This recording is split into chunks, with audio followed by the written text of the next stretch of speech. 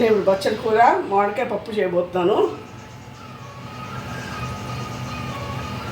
తాలింపు వేస్తున్నాను.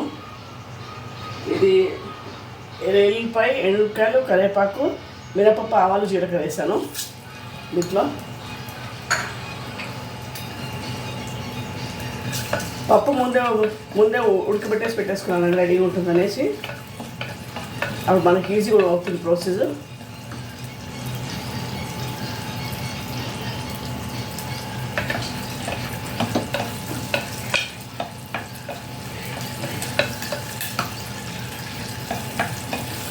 ఈ బచ్చల కూర కూడా మా గార్డెన్లోనే అండి. ఇవాళ పొద్దునే నేను హార్వెస్ట్ చేస్తాను. అది ఫ్రెష్ అన్నమాట.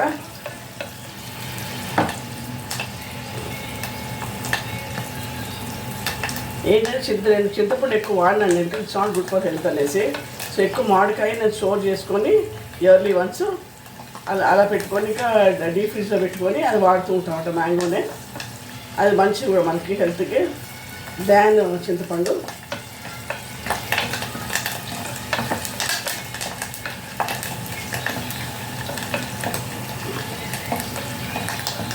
కొంచెం సేపు అయిపోయింది, కొంచెం వేస్తే అయిపోయింది.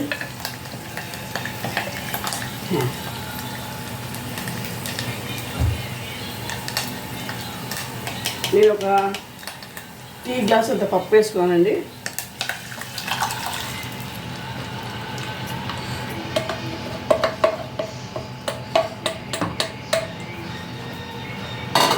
దాంట్లో ఇదిగోండి, ఇది బచ్చల కూర అండి, మా చెట్లోది వాళ్ళు హార్వెస్ట్ చేసింది. దీంట్లో ఓ స్పూన్ ఉప్పు, పసుపు, ఓ స్పూన్ ఉప్పు, ఓ స్పూన్ కారం అండి వేస్తున్నాను. దీంట్లో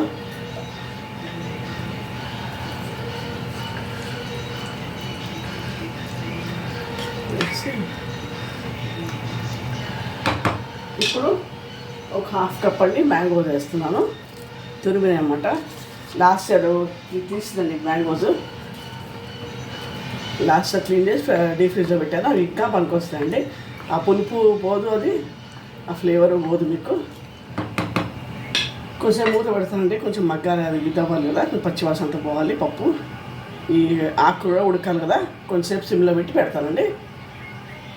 అయిపోయిందండి. ఇంకా బచ్చల కూర మామిడికాయ పప్పు అయిపోయింది. ఇంకా ప్లేటింగ్ చేస్తాను ఇప్పుడు, చూద్దరు కానీ. అయిపోయిందండి బచ్చల కూర మామిడికాయ పప్పు రెడీ. మీరు ఒకసారి చేయండి, మీరు యూ కీప్ ఆన్ డూయింగ్ అంటే చాలా నచ్చుతుంది మీకు కూడా. ఇది చాలా హెల్తీ కూడా అండి. Please like, share and subscribe my channel. Thank you.